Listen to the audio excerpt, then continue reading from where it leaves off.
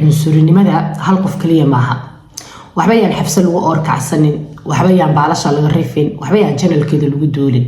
anigu hortaagan bayga bilaabo Soomaali cid ka cunsurisana adduunyada ma joogto kulligan waa isfaquuqnaa meesha wiilka jareerweynaha ee Soomaaliyeed ee dhaqanka iyo diinta iyo Soomaalinimada ila wadaaga aan ka caraayo waxaan awoodaa inaan gabadheeda siiyo haddaan Soomaali nahay Jamaican aan diin iyo dhaqan iyo Soomaalinimo intaba ila wadaaga عليكم ورحمة الله وبركاته كلنتو عنا وناكسن سودوا هذا عن فرن كسودوا كل سودوا حمدي حمد ديكور مالي وناكسن إيو فرصة كله وناكسن هذا ما توحر بينك هذا الله أرنك حفص كوين يا عبد الحافظ سيدا وأنا حمدي هانتي إذا إلى مقضى أيان ربع إنا كهالله من عبد الحافظ أيان لا يمين حفص كوين أيان لا يمين أمة الصومالية أيان ربع إنا إلى هذا هذا بس سودوا هذا حفص حلاي وحلو بالمية محكمة دي داهر على السوق وايس كانتي وانا اتمت هلك عبد الحافظ او حنايه اسكبار الدهر على سوق دشا كمراي ninka ragga ah walaal macna haduu xataa dhimanayo waa nafis ka baaro xal sidoo daar cala suuq ula hadlay oo u yiri saaxiib aniga faraas ila soo gelin ka xamdi ahaanteyda aad iyo aad ay ugu riyaaqay sababta xid waxaan sheegay waxa ku wada inaa meesha sheegay dad maxay soo wacane ma farana ka qaadi meesha maxkamadu waa maxay soo wacnayta maxkamad maxay galaani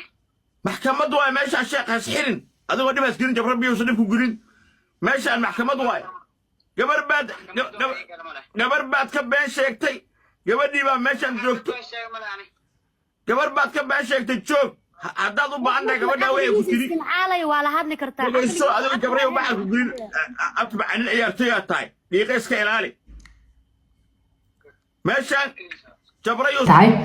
دي عبد الحافظ أنا وحكي هالليسن يعني وجهي بعد تذكر الصومالية تذكر أي جوالا هو كسر رأسي بلامبليمو يعني ويل كاير وحكي هالليسن ومتشيدو هالك الرنكيسي وبع عالم كجارة وعربتي ودن يتناولوا يردون تساقات إيك هذا يعني كنا تلمامة إنه يهدقن عندنتي سجلنين لكن العالم كحي موجهين أيسن أوجين إن صومالي تكليره هلو بدن كان أنقبنا عذر ذا أتهو ضيق وبدن صارت حتى هاي نحن ما نقانو هذا واحد جعل الله ووالنا هاي هذا واحد نعننا من حريصنا من نحن ورق هرنا ما فيرينه مركن نلشة نحن حاتك أنت تقانا هي أدي أدي ويرتاح كفير سجون ويري هاي سيف لبون لما أنت نوانا هذا بس دوا كعفر نكسدوا ترى الكيسة بسكراب جري إنا شر جري مقالك إنا لايك هذا قسم صار نممت قفك بالعادة كواحد في عن وحي ويري هذا إن القائد لكن رنت على الرباية حفص حال سبي وهذا الشيء ما أوصلنا هين حضركم لكن waxaa la yiri nin daad qaaday xubbi cuskay xabsi markay aragtay Soomaali sidii ugu soo horjeesatay sida baalasha looga rifay sida channelkeedii loo galo halka ay soo saaray ka bacdi ayaa loo soo aqliyeeyay xalana hadal kale ay la soo fariistay waxayna tiri maxaa kala sameeyay ana qof baa wuxuu ii soo qoray cunug noocee dhali doontaa fiiri hadii la dhila cunug jareer ma dhali doontaa mayo cunug jareer ma dhalaa cunug Soomaaliya dhala aan dhihi lahaa qaladka aniga lahaana cunug noocee dhali doontaa liidha cunug qurxoon ilmo qurxoon dhalaya aadhay maxaa فيوزا يوم حالها إنا مليون قارو بطريدي دو حواي إلم قرحون نادلا okay at least أنا وارونا سندير وعلي سني وعلي أفوالي وأحوالكن هدي يوم حالها هذا على كل حال المصمم أنا قول تيك توك ليف كتيرة أيا قف وحقيسو قري حفصي عرور سيدي وإد أيا ربطها إلى الشيد كبعدنا وحن كويري وحن ربا عرور قرحن إنا نلو أو صومالي وإك أو سان runta ma kala rabo hadalku sidaas maahan aniga maanta qofkii soo qori karto xamdi caruur sidee ayaa dhashay dhalaysa anigoo mowduuc caruureed ka hadlayno horta meesha ma jiro sheekaas xabso wax aniga iga dhaadhici diiday ay noqotay sababta xitaa maanta markaan mowduuc ka hadlayo mowduucaas wax ku saabsan la soo qoro of course waa sida laakiin anigu mowduuc ka hadlayno qof ii soo qori karta caruur noocee rabta inaad dhashid ma jirto laakiin walaalo qofku marka uu qalad galo intuu istifaaci lahaa waxa ka qurux badan inuu yiraahdo warani qaladkan waa iga dhacay waana aan galay cunsurnimana igama ahayn ninkan ayaana ku xumeeyay oo ku xanaaqsanay oo kala harnay oo isku xumeeyay taas ayaana keentay in hadalkaas iraado hal laga raali ahaado laakiin runta marka la rabo dadkeena Soomaaliyeed intooda badan ayagoo qaldan ayaa garab lagu siyaa qabiil sheekada qabiil ayaa loo bedelay rag meeg isku qaato oo maalmaha dambe fiiskooda iyo libaaxidooda hoos u dhacay ay xafsa jaanis ka dhex arkay sheekadii qabiil ayaa loo bedelay laakiin sheekadaani qabiil ma taagna xafso way qaldantay hadal cunsurinimo ayayna ku dhaqantay runta markii la rabana dadka Soomaaliyeed qeyr jabaanka ay jecel yihiin waxaan dhahnaa waana la cunsuriyeeyaa cunsuri baa lagu leeyahay cunsurinimo lagu lahayaa dad cunsuriyeeyana laakiin wax anaga naga cunsurisan aniga igu dareen ma jiraan anaga yaa cunsuriyaala sida bilaadku waxa ayagu ay sameeyaan ay jecel yihiin ummadda kale inay kor saaraan xafso ma wiilkan way kala hareen xal waxa kale xabsi la soo fariistay inaysan wiligeed wiilka shukaansan taasna dadka ka dhaadhacsiinaysa kamid mihi xabsi wiilkan way is shukaansadeen way waxri ugu dhexmaray kadibna way isfahmi waayeen wayna kala hareen okay ana waxa xamdiyaanteedu waxaan aaminsanahay ka gabar ahaan runta marka la rabo la runta la isku sheegay labada qofka xiriirka loo jaray inuu qaraaro dadka aflagaadeeyo qofka laga tagay ayaa markastaba qaraara oo dadka aflagaadeeyo cunsurinimo iyo dhaqan xumo ayaan u arkaa in qof Soomaaliyeed la caayo laakiin mid kale dhan kale ka fiirinaya Cabdixaafid waa qof lixdiisa lixaad qaba waa qof qurux badan oo mu arkaba inay xafso wax gooniga qurux badan tahay wiilka yar oo wiil lixdiisa lixaad qaba dhalinyaro ma sha Allah tabaaraka raxmaan ilaahay xirfad siiyay agtiisa ilaahay bariiskiisa u geliya soo marka wax laga walwalo uma jeedo laakiin ilmo Soomaali eg ayaan rabaa inaan dhalo iyo in mataqaanaa dad Islaamiyada oo Soomaaliyeed loo gafo xafso ka hor ayay dhici jirtay waana cunsurinimada Soomaalida ka buuxa ayaduna jaahiliyada Soomaalida ayay gees ka wadataa taas ayaan leeyahay xafso la waxaan leeyahay walaal macaan quruxda lagu sheegaahay waa qalbiga iyo ninkan raganimadiisa iyo shakhsiyadiisa wanaagsan quruxdu maaha nin dheer oo cad oo tama jilcan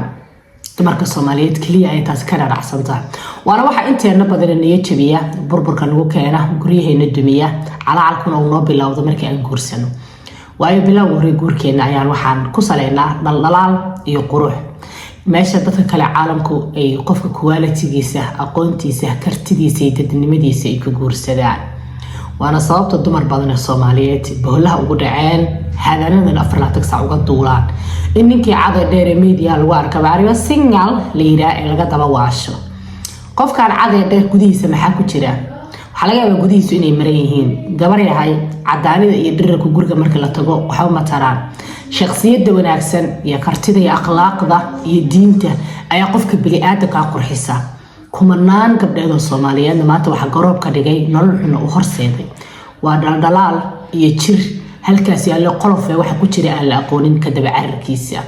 dumarka Soomaaliyeed aad iyo aad ay u bahdilayeen sanadadan dambe waayo ninkay kaamirada ka arkaan waa rabaan waa waxyaalaha aan fahmi waayay ay kamid tahay taasna halkaas ayaa wajigay waxaan rabaa inaan Cabdixaafid la hadlo Cabdixaafid oo wiil dhalinyaro ayaa tahay raggan meelaha ku saaran ee kula xafso oo shamsa lagu qaado iyo balaadana kulligood fiyus ay ka dhex arkeen weligii ay wiil iyo gabar kala tagi jireen naa qaraartay ku caayay ku aflagaadeedana waxa kaaga filan inaad indhaha inta ka fiirso hore u socotid ee aadan kala jeclaanin banoonigaagii sida la sheegay haday runta aad iska celisana walaalo waa adiga iyo doqonnimadaada waayo qof shaqadiisa kuma ciyaaro ninka ragaahi shilinkiisa uu ku ciyaari karaa laakiin shaqadiisa inuu ku ciyaaro maaha dantaada aqoon danahaadan raaco kumanaan naagoo Soomaaliyeed ayaa darbiyada ku taagan ku raba adduunkana naaglahayn ilaa labadaba kama jirto shala xiriirka markaad samaysanaysa anaga marqaati kamaanan ahayn isku mana keen qasbin maanta idinka ayaa kala harteen ama is inkira oo ismaana shukaansaneen dhaha ama waa is shukaansaneen waa isdhaa intaba anaga macna nooma sameynayso laakiin macna waxa noo sameynaa waxay tahay in dhaqanka iyo culture-ka iyo Soomaalinimada la ixtiraamo banaankana la kala maro midna waan kugu boorinayaa aniga qabiil iguma iimaanaysid xaalad daahir cali sultad ku dhigtay raganimo ay ahayd fariid kala jirna ayaad la tahay weliga boontiyaada ayaa laga helin weligaana halleecin cidna maxkamad uma saarnid cidina bariis iyo baasto kuma siiso xafsaka hadalkeedana wax oon sharaf darro ahayn oo ku soo siyaadinayo anigu uma jeedo maalintii ku aflagaadeeday dad ka aamus lahayd guul ayaad maanta jiifi lahayd laakiin jabra inta ku soo qabtay ayaad adduunyo adiga ruuxadaada qararqaysanayoo markii runta la rabo inkastoo wax badan xeerisay laakiin xaqiiqiyan Soomaalidu haday bara lahaayeen dagaalka la yiraahdo aamusnaashaha aad iyo aad u qurux badnaa lahay guul aad iyo aad u badan waan gaari lahayn haddaba mid kalena waan leeyahay cunsurinimada hal qof kaliya maaha waxba yaan xabsa lagu oorkacsanin waxba yaan baalasha laga rifin waxba yaan janalkeeda lagu duulin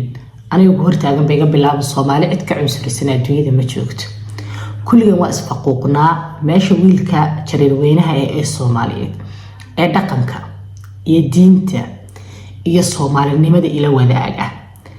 aan ka caraayo waxaan awoodaa inaan gabadheeda siiyo haddaan Soomaali nahay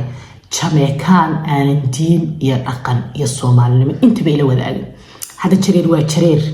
ama bartireer weynteena Soomaaliyeed ka qurux badan yihiin dhaqanku qurux badnaynaya diintu qurux badnaynaysa Soomaalinimadana qurux badnaynaysa gabdhaheena intaan u diidno wiil jareer weynaha ayaa waxaan awoodnaa inaan Jamaican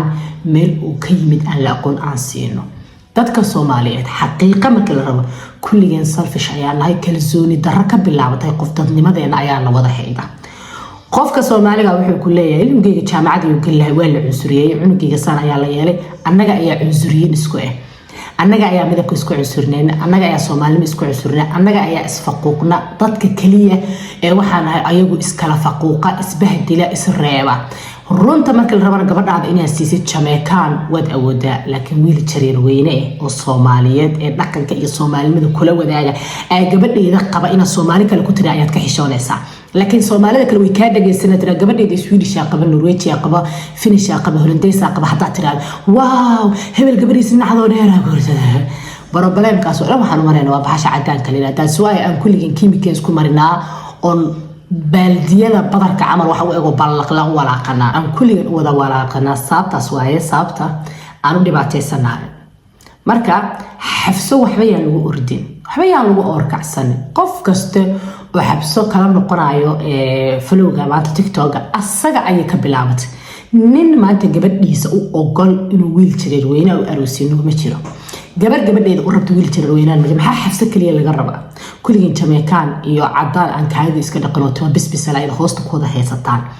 cunsurnimada idinka bilaabataa adinkeena ugu dhamaataa qeyra Jabaanka Soomaaliya iga la taga si fiican ayaan weynii aqaana anuguna Soomaali kala ayaa gudahay wax ku jira way ogaan haddaba Cabdixafiid waxaan leeyahay walaal noloshu waa ku bilaaw koow ayay hadda ku tahay wada dheer ayaa ku sugaysaa markaaga hore albaab qaldan garaacday qofku albaab qaldan haduu garaacana irida ay albaabkaas ay ku soo xirmaa isla albaabka ayaa ka soo xirmay alxamdulillah inta dhadid oo laba ragco salaada dukasid hore u soco dumarow anigu maalinta qaldantihiina qaladkiina waa inii sheegaa maalinta laga qaldan yahana waa inay garab siinaya xafsa way qaldan tahay hadalkana wiilkan ay ku waday wayna aflagaadaysa wayna caysay laakiin hadalka xafsa tiri qof kasta oo Soomaali ayuu qalbigiisa gudihiisa ku jira ayaan xafsa kaliya waxba la burbursanin haddaba waa Xamid Ahmed Dikowra kule muuqaalka ila garay channelkan iyo subscribe garay. Assalamu alaykum warahmatullahi